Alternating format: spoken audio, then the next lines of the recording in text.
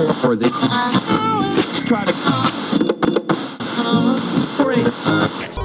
call that radio 508. Cool, alright, I'm with Darren, Loki, McGarvey in a sunny Kelburn Garden Party. How you doing? I'm very well, thanks, Mark. How are you? I'm good, mate. I'm really good. I'm enjoying it. I enjoyed the Paisley tent the most. So I was up at the Paisley tent last night, and it was a culture shock going from here to judge a poetry slam. 3 hours of poetry. Can you imagine?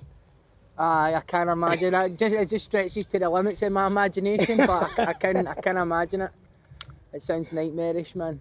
How did it go? Well, it ended up being absolutely. I mean, it ended up being a really good night, but it was like the first couple of poems, because like the poets were quite nervous. First couple of poems, I was thinking, how can I get out? I was like, is there a way out? But you can't go because you're on the stage, so it's like you can't even go for a fag or the toilet. You just had to. So it was a wee bit. But the poets started they lost the nerves and ended up being a really good night. And I met Sheena, who gave me the Straight Out of Paisley t-shirt to prove that I had been to Paisley. So I went to Paisley and all I got was this lousy t-shirt. So it was good, man, it's good, but I'm glad to be back in Kelburn and the sun's out. And we've got Mr. Bose and Conscious and all that coming up, so I'm looking forward to enjoying that. So let's just go, we don't know how long we've got here, so let's just go straight to the Fringe show you've got coming out. So, yeah. So like last year you did the Fringe show, and yeah, how's the writing process been different for this year compared to last year? It's been quite similar in the sense that last year I did the show based on the book that was out. This year I'm doing stuff based on the book that's coming out, although the titles don't match up or line up, but a lot of the content ports quite well. And obviously when you're writing a book, that sort of takes over your whole mind, so any other content you're writing's got to somehow tap into that field of thought that you're currently in. So the same elements will be in the new show. It'll be a mix of music and spoken word and comedy, but it'll be a bit more focused, rather than talking about poverty or rather than talking about my own experience of poverty, which is what I'm kind of known for. I'm sort of trying to show a bit of diversity with the subjects I can tackle, and talking a wee bit actually what it's been like, the experience of becoming more socially mobile than I've ever been, and kind of observing while I'm sort of like able to kind of whiz around like a fucking possessed pinball, then actually a lot of people that I know are really stuck, you know what I mean? They've got no mobility, and all the government data shows that social mobility's ground to a halt, stagnated. So even if you're working hard, you're playing by the rules. You know, all these myths that are peddled by the purveyors of the meritocracy, then actually your chances of getting somewhere without an extremely tremendous run of luck are very low. And I think what I'm trying to drive at with the new show and the new stuff I'm working on is that distance between the people who have enjoyed success and maybe who have never even experienced poverty and the people who are stuck in it, that big chasm or that big ravine is I think part of the reason why society seems to be kind of so entangled and in such a place of crisis, you know. So I just try and have a laugh with that, be a bit serious with it, and fucking the writing process always, as usual, is just like you're just trying to get through it one day at a time. So like I noticed like the last show you did, you brought a couple of your Loki tunes back. So obviously you've got a 20 albums or something there. Yeah. And that's not even the amount of cameos you've done as well. The back catalogue is incredible. So are you dipping into? I mean, that's one advantage you've got over a lot of people. Are you dipping into any of that back catalogue and bringing it back? Aye, I think where it's relevant. You know, sometimes I think, oh, this track might work for an opener because it's rowdy or it's up-tempo. But then the Fringe crowd is a bit different. So where I would be planning a hip-hop show and it would be coming out with a banger that's fast-tempo and people are tuning into the lyrics, sometimes that stuff goes a wee bit over people's seeds at the Fringe, especially if they've not seen rap before. It takes them a while to kind of adjust to the frequency. So the musical choices are all about servicing the themes and the story of the show, and I think that I've got a couple of new tunes. I've got a load of new tunes I've been sitting on, and including stuff I worked on with Jim Sutherland. I released the title track for the show the other day, Scotland Today, with a video. I've got another one that I had written for a film that never got used. So I'll probably use that. And just try and, what I like to do is kind of smuggle the rap into the show. You know, so I like everybody leaving not necessarily focused on the fact that they've watched a show that's 50% Scottish rap. And that worked quite well last year. Well, I think that's what we've had to do over the years, is like smuggle hip-hop into other gigs. Like, I know that the Burn Supper, the alternative Burn Supper we did, that I remember like smuggling you in with that, and Louis as well. But the thing is that people are really open-minded, and I think it's like not making them listen to hip-hop the whole night, but I think that's a good point you made, is like getting the frequency right. That's why I think it's quite good when rappers start with an a cappella, when it's not a hip-hop crowd, because they go, all right, okay, that's actually, the speed's right, and they can hear all the lines and the jokes, and I think that once they have adjusted that this guy's got something to say, then they'll give the beats a chance. And it's really quite weird that, you know, being a poet in Scotland, the Scottish accent's actually quite helpful because of the traditions we've got of poetry. But as soon as you put an absolute banger of beat behind it, everyone freaks out and doesn't want to listen to it. Aye, I mean, it's because there's so many preconceptions about hip-hop and rap, and there's the cringe factor in Scotland, which makes it doubly difficult. So there's two glass ceilings. There's the glass ceiling that you've got to break through, even just making your name in the hip-hop community. The Edinburgh cringe. Aye, and then there's the glass ceiling wider culturally, where, like, you know, have you got a verse that you could perform in any context without any music, and would it stand up? So the Edinburgh cringe and the Glasgow ceiling, basically. Aye. Yeah. So what I always find it quite interesting is, that's why we'll do a proper podcast when we've actually got time, because I think it's quite interesting that your story seems to come from the poverty of Paul, like the alcohol of your mother, and the alcohol abuse of your mother and stuff like that. And it just seems like your story just seems to go from that to Orwell Prize winner, and it just seems to cut out like 20 years of you trying to be an artist, that's why I wanted, next time we'll do it properly, I want to, because like, how does that feel? I mean, do you feel like that some people just think that there was nothing in between? Well, I sometimes it can be frustrating because it feels like certain facts about your development or the work that you've put in have been omitted, but actually strategically it works quite well, because often last year what I found was everything pretty much that I was doing, the people that I was dealing with didn't really see me coming, because they see me as somebody that's just come on their radar. Therefore I was just created in a test tube that day. When an overnight success. Exactly, but when actually you've got 20 years of experience of dealing with audiences, of dealing with media, of dealing with all sorts of different bullshit. So actually you can play the kind of newbie card and then come off looking extremely competent, even if you're not necessarily having the greatest day by your own standards. So actually, I mean, I've just tried to kind of embrace it. It's different, obviously, when you go down south, there's different barriers and there's different perceptions, but it's good, it keeps you on your toes. You know, when you've got the privilege of being able to do that stuff, then I think it just keeps you more dynamic, more agile, and always learning new shit, really. Have you noticed like an increase in your listens and your views and your downloads off the back of Poverty Safari? Aye, well, I mean, I noticed now the organic reach of content I publish before I sponsor it or before I boost it is bigger. And obviously you're fighting against a kind of algorithm that's always pushing against you.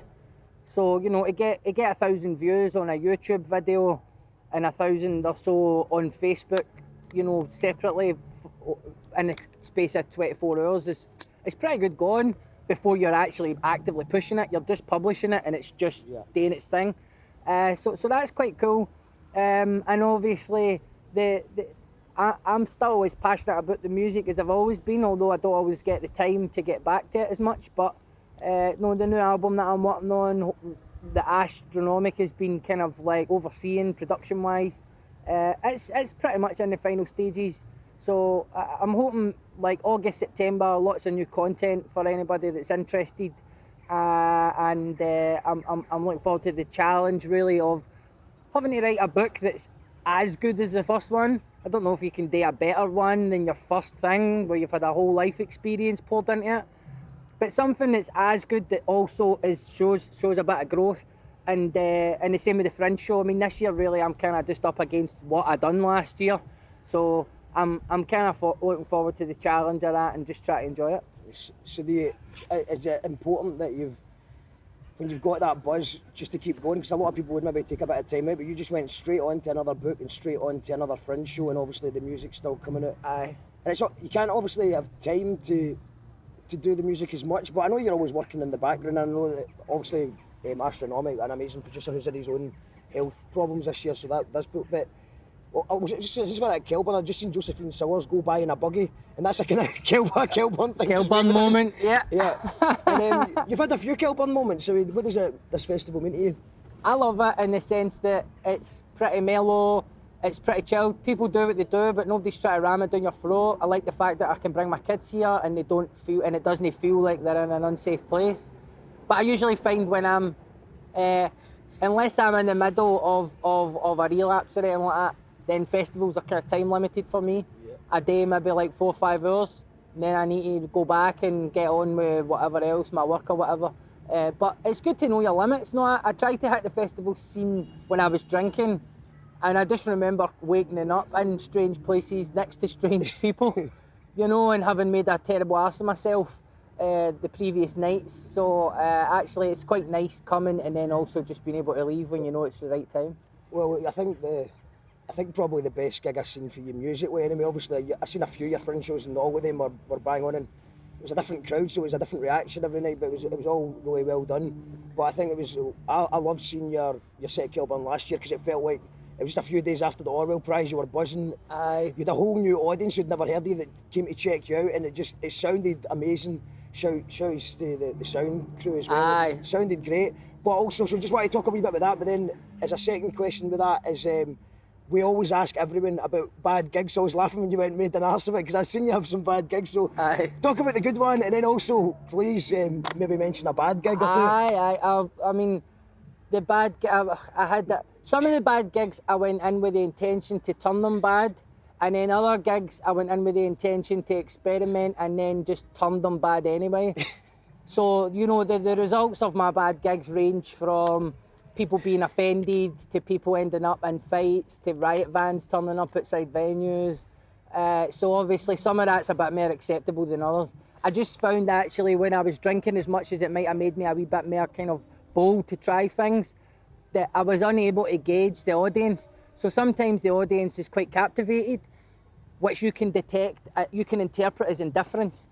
So the audience is just tuning in, they're trying to figure out what's going on here, and in your head you're thinking, why isn't he laughing? Or why isn't nobody responding? So you go after the audience, which is not necessarily a career winning strategy.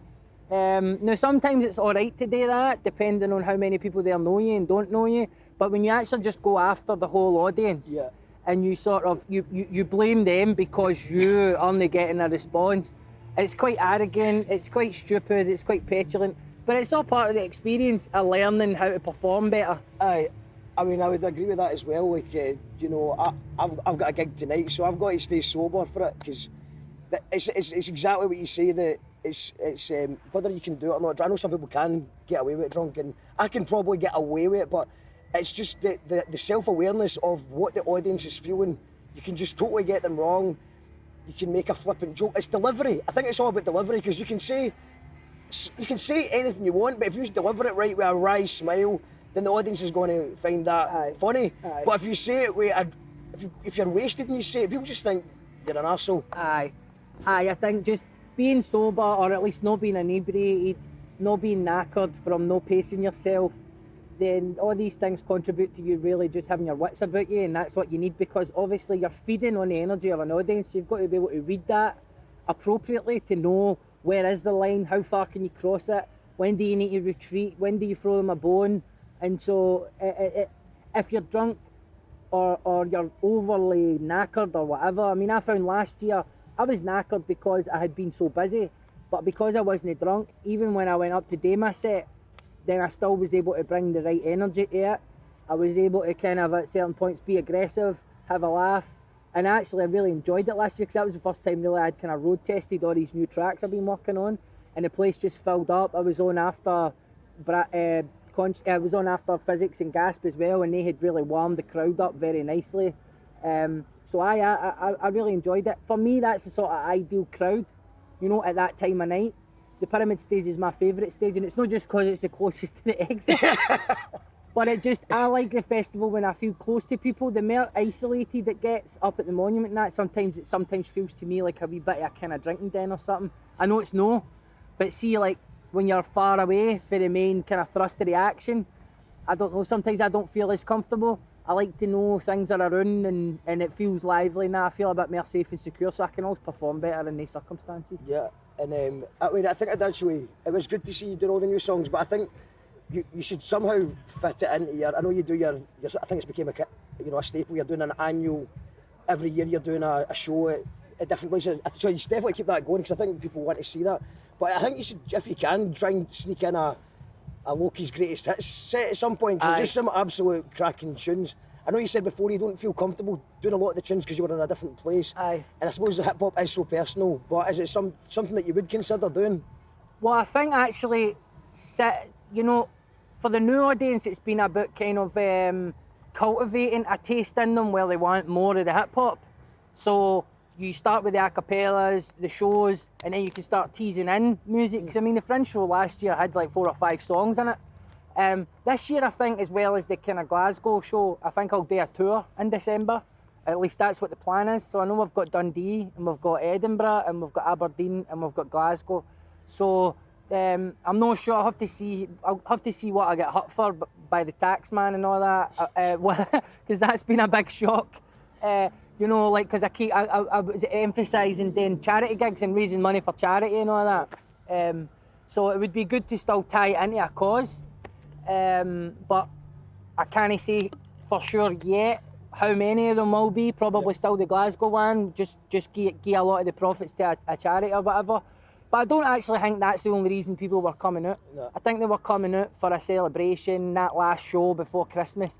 And so it would be good maybe to split it into 2, you know, and you know, do the show for the first half, and then I can do a couple of tunes, get a few other people up to do some tunes, and maybe just make it a bit of a longer night. Yeah, brilliant, man. So the Fringe show is called Scotland Today. Was there another bit and stuff about becoming middle class? Let's talk about that then. So you said social mobility, and I remember from the show last year, he said it's not social mobility, it's social immobility. Aye. And you're literally being mobile as in you're always in a train. Aye. Fighting against the train. So, aye. So what's the difference? I mean, obviously I suppose that with money is supposed to come less pressure, but yeah, you're under so many deadlines and stuff that you must be under pressure as well. Aye, exactly, and that's part of what I'm kind of exploring with the book and the show, is, you know, when you've never had any money before, and then suddenly it just seems like it's coming from everywhere, you've got no sense of value attached to it. So the first thing that I do is try to make other people around me more comfortable. Do you know what I mean? Like family members, friends that are struggling, blah, blah, blah, blah. But then what happens is your income is at peaks and troughs. So what you actually find is you're in the same financial insecurity you were always in, except the scale of everything is bigger. So if you don't make money, more people don't get what they need and blah, blah, blah. So it's like been a learning process of actually learning that I need to get beyond the fixation on financial insecurity and not being stressed. But the social mobility aspect is, my social mobility comes not necessarily just from my own hard work or talent or whatever. I mean, there's a combination of circumstances. Like when my book came out, for example, the publisher who was supposed to publish it reneged on an agreement to publish it. And then the week that my book got published by another publisher, the previous publisher went into liquidation, and all their authors never got paid, and all the books never got published. So that was circumstances. I can't say that that's to do with merit. You know, you make your own luck, but then, you know, a big well-known author's got behind the book. Yeah. That was partly circumstance as well. You know, I never necessarily created that. I had a publicist who, despite me not thinking there was any point, submitted the book to the Orwell Prize. Yeah. Got me on Radio 4, which kind of just tipped the scales. And so all these things, like, all I did really was write the book. I'm not trying to be falsely humble. I'm just saying I wrote the book, but there were so many other things going on around me that people done to help, as well as all the support I've had through the years, through friends and family and all sorts of chances I've been given. So, you know, this idea that once you become successful, you just get to take all the credit for it. it doesn't really actually make sense in reality, but I think for people like Boris Johnson or Michael Gove, who are at the upper tier of society, they genuinely have a kind of almost religious commitment to this falsehood of meritocracy.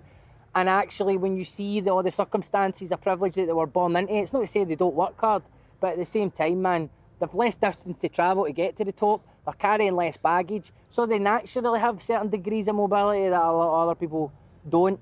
And you know, it's been quite illuminating this last year, observing, almost, see when you go to an airport, you can wait in the queue, or if you can afford it, you get a priority pass, right? You can go and sit in the lounge. Basically, you can experience the airport at another level that's stress-free, frictionless travel, if you've got the money. For everybody else, it's the uncomfortable seats that are designed to keep you going into WH Smith.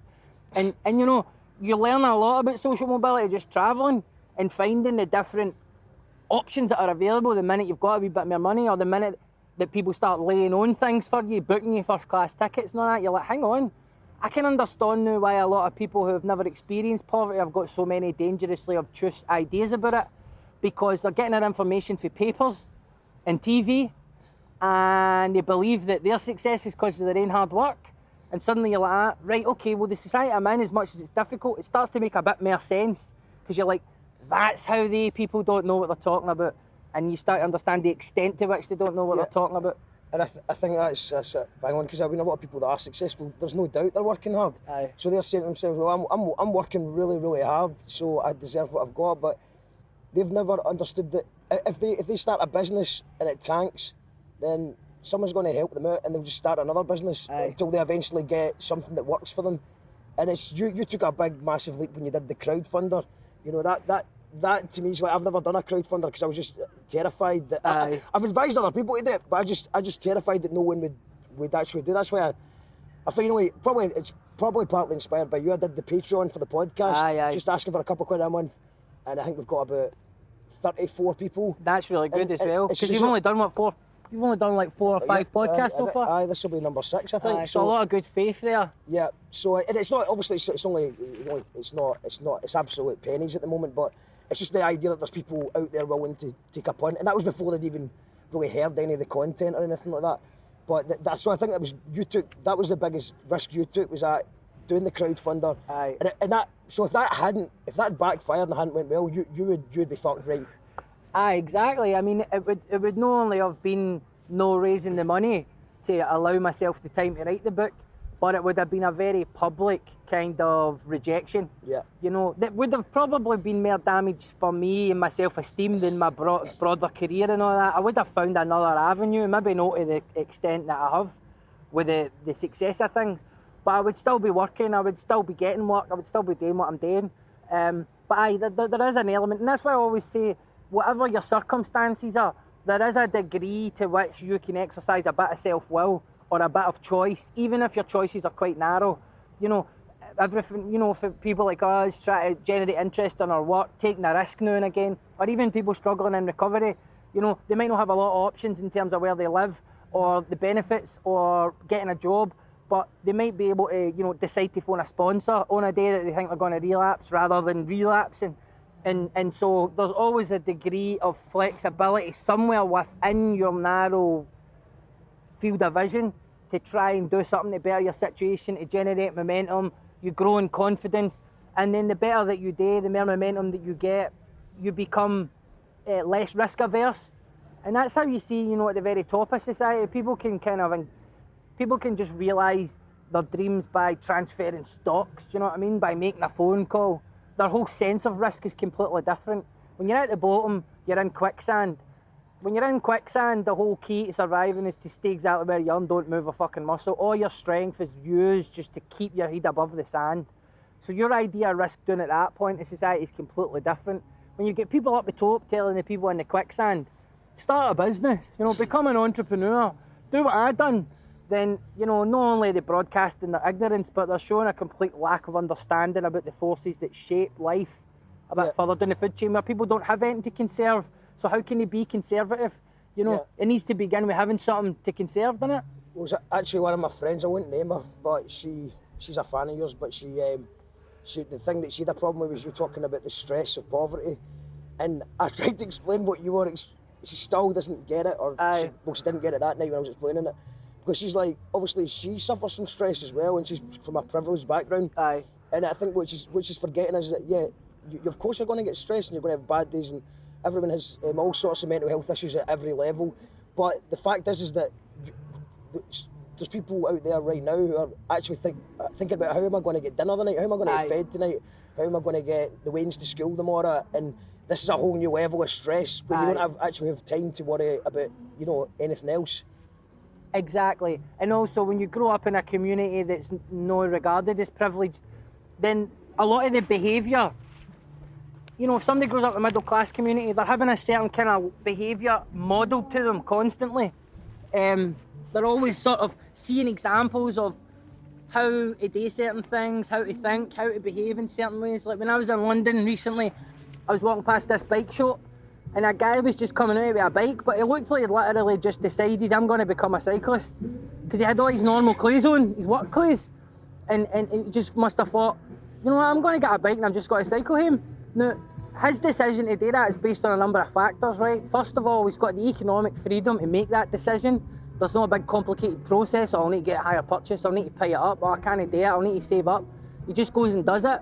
But then also, he's probably got friends and family in his community who are cyclists, and he's been watching them and thinking, you know, they're fitter than me, they're spending less money than me, they're not subjected to travel, public transportation system, and that gets the thought percolating in his mind about where to go. And so, you know, when you grow up further down the food chain, you're having certain things modelled to you, good and bad, but also you don't have that economic freedom to just think about something and then manifest it straight away. And then also the stress further down the food chain is more acute and constant. So it's more chronic. It's not just a wee bout of stress that forces you into action. It becomes your default setting. So this inhibits your decision-making faculties. It changes how your body stores fat. It has a hormonal, psychological, emotional impact on people around you. It makes you isolate sometimes for social connections that you need to feel well and secure. So there's all sorts of, you know, scientific and social and political reasons why people further down the food chain experience the sort of stress that can not just be inhibiting for life chances, but sometimes can send people's lives into a tailspin because they don't have the resources to absorb the adversity of life. Yeah, I think some people don't realise how expensive it is being poor. Everything from top-up electric meters that cost more than normal. Aye. The fact that you can't buy things in bulk because you've not got enough money to buy things in bulk, which would save you money. Things like bank charges, you know, I know people that have 120 quid worth of bank charges a month. Aye. This comes out their salary and their skin, and straight away that just comes out every month. Yeah. Well, no, that's absolutely right. That's referred to commonly as a poverty premium. But really, that's one of the terms, just like social mobility, which is a bit kind of impenetrable and doesn't really tell you a lot about what's going on. The poverty premium really is the phenomenon where big companies farm poor communities because poverty is very lucrative. And they do this in a number of ways, you know, whether it's predatory advertising, whether it's disingenuous advertising. I mean, how many bottles of sugary water do you see that have got words like smart on them or words like honest on them? And it's like, you feel like you're drinking honesty, do you know what I mean? And these companies understand the human psyche, the drive, human impulse, a lot more than the government understands it. I mean, they draw from a well of knowledge about human DNA and how we think and behave and relate to each other, how we see ourselves. And then they use it all just to try and drive us towards a purchase. Now, obviously, you can exercise a certain degree of freedom and teach yourself about how that's used against you and then mitigate it. But no, most people haven't got time to do that. Most people are just kind of in the rat race and they're just kind of like moving towards the next thing. So, you know, the poverty, people who have the less pay the most, and that means as a portion of their income just getting by, buying milk and bread and toilet roll and all these things everybody needs, just eats into the income even more, and then you get onto utilities and council tax, and even the people that pay higher council tax, they've got more income, so as a proportion of their outgoings, it's less. It takes more effort to pay council tax further down the food chain. And, you know, some people, I think, they naturally get a bit offended when it seems like you're implying that middle class people have it easy. Certainly no. I mean, the stress levels for people who go to boarding school or people who run businesses are very, very high and sometimes can pull people under. But on the whole, people's social connections are strong, they live in communities that are built to last. And so through that combination of strong social networks, resilience and the economic freedom to absorb adversity, then it means that when adversity does hit, it doesn't necessarily pull them down in the quicksand, you know? Yeah, it's definitely, you can see it in the arts when I first started my band, and we get called Baffling Ned Bunk because we've ran with, because it's the best description of what we do, Baffling Ned Bunk. But I'm from a scheme, but I'm not a Ned. Like, I wouldn't consider myself a Ned for a scheme, but to a different world, I was a Ned. I was trying to help ourselves by calling ourselves gyro babies and being drunk, but at the time, it's when you go in, I think it's getting a wee bit better now. I mean, I don't know, obviously, things are different for me because obviously I've built connections in the scene, but I think that now I can also feel like having a working class voice in a poetry slam is not necessarily a bad thing these days. I think once you get confident enough and you know your brief and you know what your aim is, every gig you set out, the short-term, medium-term, long-term aims, then you can use any disadvantage and flip it into an asset. Because having that self-awareness to know what you're up against, to know how you're being perceived regardless of your own attempt to explain very detailed way what you actually are, where you actually come from. I did a show for Radio Scotland years ago called Neds, and part of the investigation was to try and understand who actually identifies himself as a Ned. And it was one of the first big insights I got in general, which was no one thinks they're the Ned. There was only one person out of the hundreds of young people that I approached who actually said, I'm a Ned. And I was like, why? And he was like, 'cause I'm a fucking dick. But actually the Ned is something that's like almost like a myth. Even if you talk to people that you think are Neds, they think somebody else is the Ned. Yeah. And it's quite fascinating when you think that must be the same for a lot of other labels that are out there, whether it's middle class, whether it's centrist dad. A lot of people, they don't see themselves as the thing everybody else regards them as, you know? So, yeah, well, I wonder how many people self-identify as a hipster. And also it's changed these days because obviously I'll have a craft beer now and a nice coffee. And I mean, 5 years ago I was slagging that. Aye. So you get so I don't know if anyone's describes himself as a hipster, but also just remember that time you said maybe no one talks in that West End accent, or just that Glasgow unit, it's all just a joke. Aye, maybe the accent doesn't exist. Every time you hear it, maybe it's somebody doing an impersonation of what they think a hipster sounds like. And that would be mind-blowing if it was. Because I don't really think the people that talk like that, I don't think they actually realise that they talk like that. And I think it's the same, even when I'm making an effort to be kind of like, you know, have this sort of BBC received pronunciation, being aware that you're talking to people in England or you're talking to people from middle class backgrounds, slowing down the speech, enunciating, I still sound working class. Yeah. I mean, I can't actually get away from it, even when I speak politely. Yeah. And even when I have a command of language that's as good as anybody that I'm dealing with, at the end of the day, there's a certain kind of tone to my voice that I can't conceal even if I wanted to. So it's just always broadcasting something about me that people can interpret however they like, and I think that's the same for everybody. So is it, what's been your right? Obviously you've met some famous people over the last year or two. I remember at the Fringe show, like bumping into Lemmy and stuff. I'm kind of used to meeting musicians now. Aye. So like I don't get starstruck, but I was seeing Lemmy, I was like, there's Lemmy, you know what I mean? Yeah. You've met lots of famous people. I was just going back to more of the sort of hip hop, because I know you've been talking about Cal and stuff. I mean, how are these people reacting to your music? Well, what's been cool is a lot of the people that I meet, some of them are kind of aware of my work, which is nice. But actually, by and large, most of the people that I've met, regardless of how successful they are, they're quite down to earth, they're quite centred, they were very easy to talk to. You know, as easy to talk to as anybody else. You know, obviously there's a couple of people that you meet and but the thing is, even if you meet somebody and they maybe seem like a bit of a dick, you have more insight into why they might be having a bad day. Because through this journey I've been on, I started to get a sense of the things that stress you out. And it's things that if you were to sit in a fucking food bank or you were in a public meeting in a scheme and you were to moan about them, you would be embarrassing yourself talking about it. Update. I've seen you do that. Aye, you would embarrass yourself. Do you know what I mean? But at the same time, you adjust and different things become stressful. So even if you meet somebody that's successful and they're a bit kind of standoffish or they seem like they're being a bit of a dick, then it might be any number of things that's went on that day. But I've been dead lucky. I mean, all the people that I've met, whether it's well-known kind of radio, TV presenters, whether people like Lemmy, Russell Brand, Irvin Welsh and all that, just dead supportive, dead helpful. Even sometimes shoot you a wee message if they get a sense you're having a bad day, and they can talk for a place of experience of what it is you're going through, dealing with lots of stress, dealing with lots of people, and actually you find actually it becomes quite helpful and know a few of the people to run certain things past that you maybe couldn't run past, one of your mates. I was actually going to, when Russell Brand, I think, he put up a status saying, have you got any questions for Darren? Nobody announced that you were going to be on the Russell Brand podcast. I was like, I really wanted to ask, but I didn't do it because you've got a song obviously where it says Russell Brand relapsed and had an overdose. Aye. Did that come up at all? No, I didn't actually, because I couldn't even.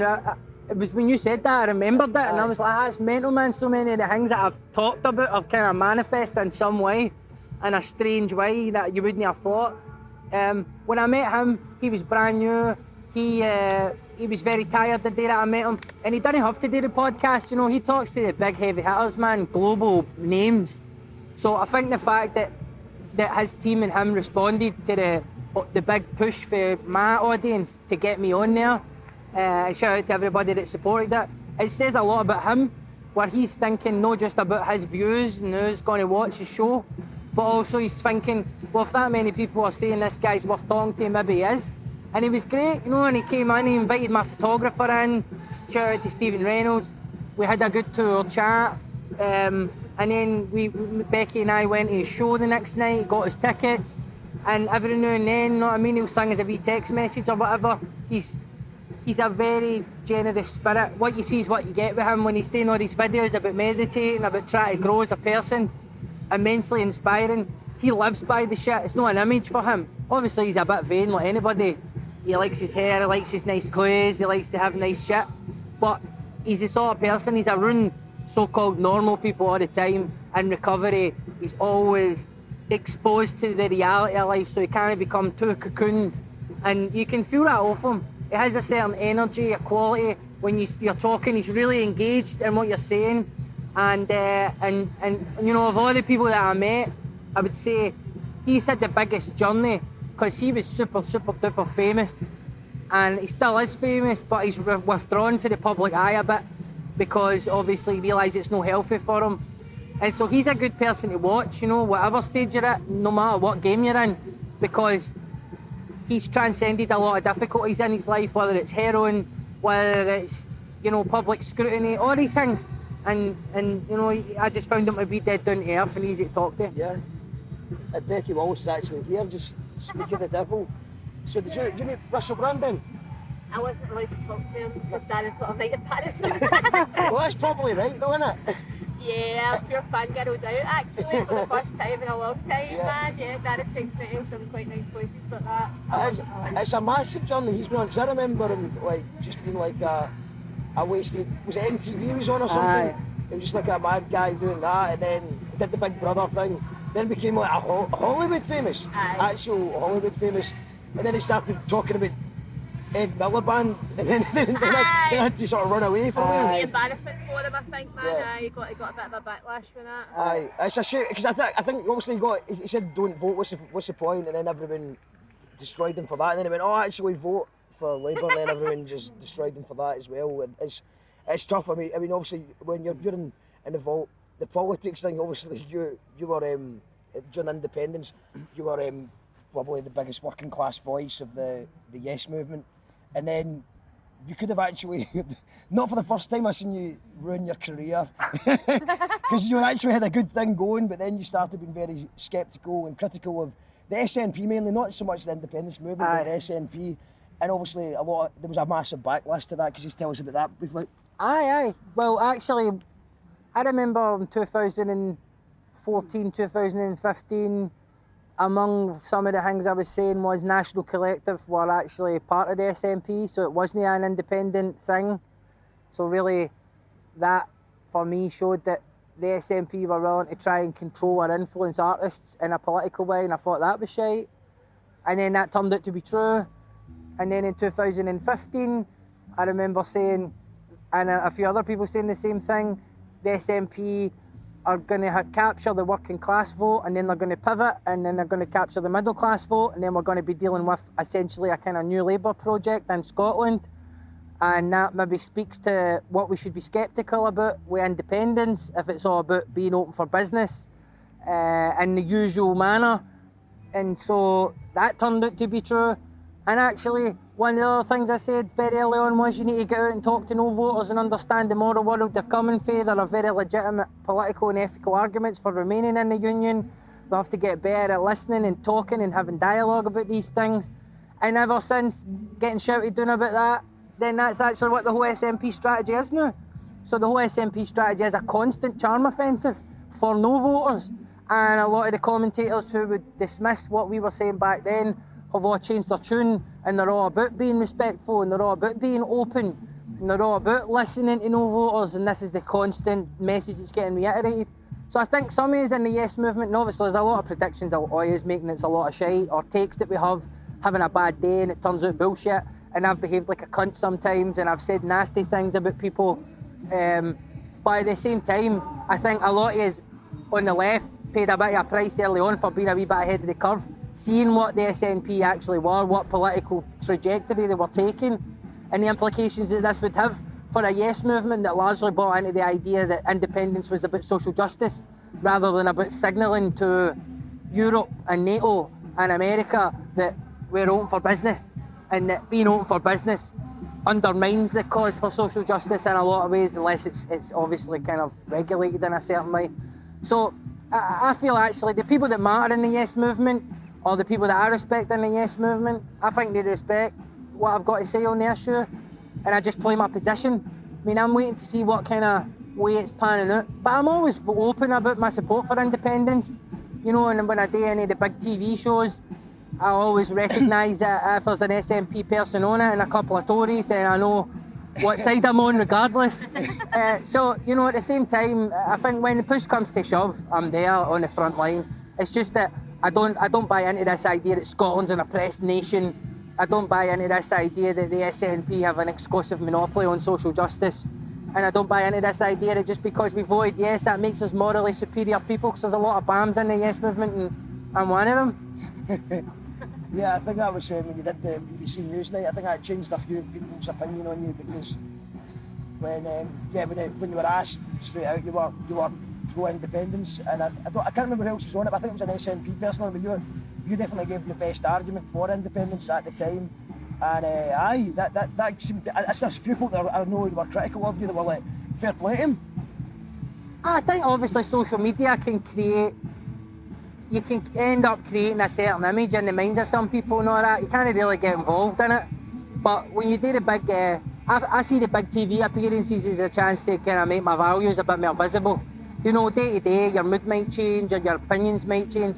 But when you're doing a big kind of national broadcast like that, you're aware of the fact that how many people are watching, and that you need to be very clear about what your stand is on certain things.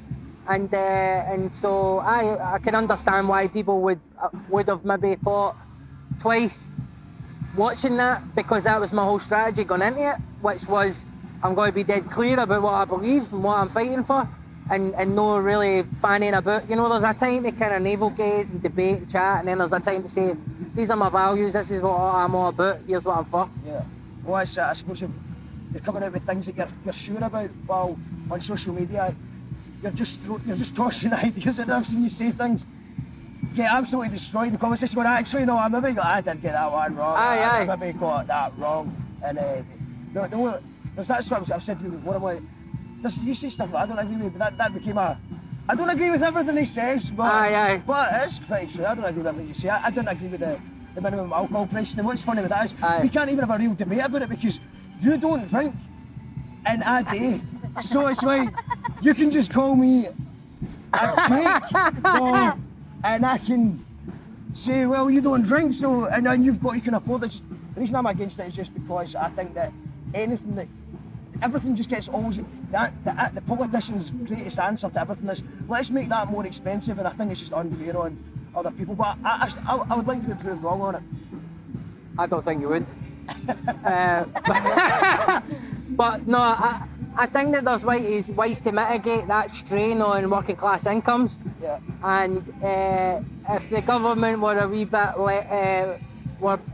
bit less cautious about upsetting middle class voters, then there are certain things that they could do in areas like housing or in areas like welfare, right across the spectrum. Living wage, things of that nature that would actually bring working class incomes up. So, I don't necessarily think, I think that there should be a financial cost correlated to the social cost of certain lifestyle choices. I think that's the only sensible way in a free market economy to make sure that you're guarding against all the health problems associated with consumerism. I mean, look at all the issues that we face as a society. All the government machinery is currently used to try and mop up the mess left by giving corporations a blank cheque to put whatever they want in food, to do whatever they want to the environment, to do whatever they want to the internet. And all of these things are kind of converging as the sort of multiple crises that's taken up so much of the government's energy, when actually it would be good maybe before we give them a blank cheque to do a risk assessment the same way we did if we were getting a company to build a building, a construction company or whatever. So I completely concede the argument that working class people through minimum unit pricing seem like they're being targeted. I just don't necessarily think the solution is to let's get our £2 bottles of Frosty Jack back. I don't necessarily think that's a good idea. There are other ways to generate income as well, you know what I mean? Just to say, I actually quite like the weird dystopia that we live in, that Prosecco's more expensive than Frosty Jacks now. I think that's something quite interesting about that. And obviously, from experience, Frosty Jack's done so much damage. I've got so many people I know that had Frosty Jack issues, and I get that there's something needs to be done with it. It's just the problem I've got is all this money, this extra money, it just seems to disappear though into a pot. Do you know what I mean? That's why I don't necessarily agree. You know what I mean? No, I agree. I think the extra money goes to in the pockets of the people that are selling the alcohol. So that needs to be modified. But generally, I don't see, unless you're having a kind of radical reform of the entire economy, then currently the government only has certain levers and mechanisms it can use to try and regiment attitudes and behaviour towards certain things. And I'm looking forward really to see over the 10-year period how things go. Depending on what your position is, you'll go looking for evidence to support it. But see if in 10 years' time there's been no big change, then I'll be happy. I'll be the first person writing in saying, I was wrong about that. Mark was right. In fact, that's what I was saying. Mark was right about that. But the legislation itself has got a sunset clause on it. So the government's openly saying, after 10 years, when this is assessed, if the government that's in power don't want to actually renew it, then it just falls out the statute book and it doesn't continue. Aye, in 10 years, you can do anything with statistics, so they can say, well, they'll find something that keep it. They're not going to just make things cheaper again. That's not a politician thing to do. So I'm sceptical at 10 years. 10 years, right, okay, we'll come back in 10 years for that one. Okay. Let's end it with some hip-hop. Let's end it with some hip-hop, because we're always talking about politics and stuff. So hip-hop's what started your whole journey, really. Yep. And what kind of hip-hop are you enjoying now? Wow, good question. What's on my playlist now? Actually, I've been listening to... Where is my phone? Hang on, I'll tell you. I've got kind of tried and tested things that I listen to that I know are going to do the job for me if I'm running or something. And then now and again I'll have a wee foray into something else. I've been very fortunate to be getting to listen to some of Astronomic's stuff that he's working on for his album. He's coming with a whole new sound. Yeah. I mean, I think, and I've said this to him, and it's not to put pressure on him or to overhype his shit, but what he's working on, I think we're in a perfect cultural moment for an artist like him to emerge and really just leapfrog a lot of what's going on and really cash in a lot of those chips that he's got for being a studio rat and actually just working on his shit for so long. He's got it right down to the fucking hi-hat, do you know what I mean? Like, in terms of mixing, mastering, MCing, lyricism, production, he does the whole thing, and the stuff that he's working on doesn't sound like anything I've heard, and I listen to a lot of different types of music, And so really, like, I can see also a lot of people in the community just wanting to get behind him because he's not in anybody's way. He's not one of these figures that divides opinion. Most people are just like, good cunt, does good shit, let's all get behind him. And I think it would be good to see an artist... And they can also do a diss track if you don't like him. Oh, exactly, he's game. Do you know what I mean? He's game. What have I been listening to? I've got your old Droog in there, obviously a bit of MF Doom, Freddie Gibbs and Madlib new album is shit hot. I've been getting back into some UK stuff that I kind of missed because it was all coming out when I was trying to stop drinking. So I just stopped listening to UK hip hop because it was making me too nostalgic, do you know what I mean? To go out and so I've been kind of going back and retroactively enjoying like Smellington Piff, Jam Baxter, artists of that nature. Bit of Task Force, listening to music for the great outdoors. What else? Anything else in here? Aye, quite a broad spread to be honest. And obviously I check out all the usual suspects in the Scottish hip hop community. Stanley Odd, Solar Eye, Bose. Obviously very closely follow what Brian, Scott, all the rest of them are doing. So as much as as much music as I can consume, then that's what I like to do. And I like to, it's good, that's one of the good things sometimes about travelling a lot, is actually there's not much else you can do but just listen to tunes. So that's where you can actually really sit with them. Although I did try to listen to the new Tom York album, and at first I was like, this is shite. And then I listened to it, but the reason I thought it was shite was because I was listening to it on a train through the English countryside, and it was a pure beautiful day, and it was just like cows, and for just a total juxtaposition of what Tom York's trying to create in your mind. So I waited a few days later when it was raining and I was a bit depressed, put the headphones on, and I was like, here, this is probably his best solo work that I've heard. Aye, so that's where I'm at music-wise. I love Harrod and Hill, the solo song is one of my favourite tunes of all time. I've not heard the new solo album, I'll check it out. Because they're getting that's Dead White Males you hear in the background, they're rocking it, so we're going to go and catch a bit of that, because I think it's probably getting quite noisy here. Aye. And we've nearly done about an hour. So, just Becky, while you're here, what you got coming up? I'm actually working on a new album right now, man, so I'll be checking back in with you when that's done. I've got a wee side project going on as well, the More Life with me, and I'm also doing my usual More Life stuff and teaching and blah blah blah blah blah. None of this stuff, man. Cool. Well, we'll get you in the podcast when you've got the album ready. I look forward to it, and actually shout out to Ash and Seth who are letting me use their studio and going in and record the studio every week. yeah. There till 2 in the morning, just fucking working away, it's brilliant. Oh, it's just a good way to do things, isn't it? Aye. Yeah, no, shout outs to Astronomic and Sev, they're both very talented people. Check Sev Cat and Astronomic, get them checked as well. And speaking of Mr. Bose, he's about to come on in a bit as well. So cheers for doing it, Darren, your Fringe show. Bother, thanks again. Whereabouts is the 2nd Fringe of show? August, 2nd of August, Newtown Theatre on George Street, 2nd of August right through to the 24th. So get down and see us. Peace. Next one, cheers.